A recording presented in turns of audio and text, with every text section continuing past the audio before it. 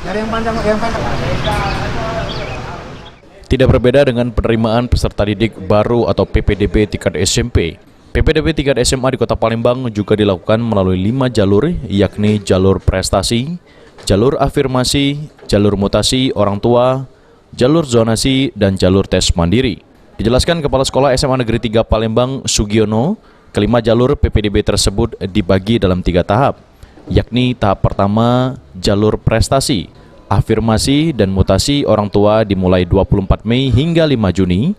Kemudian tahap kedua yakni jalur zonasi mulai tanggal 7 Juni hingga 16 Juni. Dan terakhir tahap ketiga jalur tes mandiri dimulai tanggal 17 Juni hingga 2 Juli. Semua tahapan tersebut dilakukan secara online. PPDB atau penerimaan peserta didik baru ya itu sebenarnya diatur secara nasional, tapi juga diatur oleh Juknis di Provinsi Sumatera Selatan.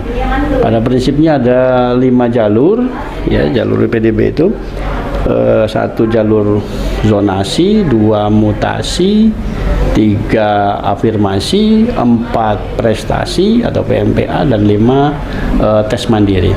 Nah, dari kelima jalur itu khusus Sumatera Selatan ini membagi ke dalam 3 tahap.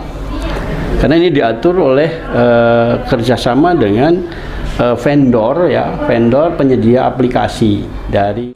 Pantauan Tim PAL TV saat ini tengah berlangsung proses daftar ulang jalur prestasi, afirmasi dan mutasi orang tua di SMA Negeri 3 Palembang.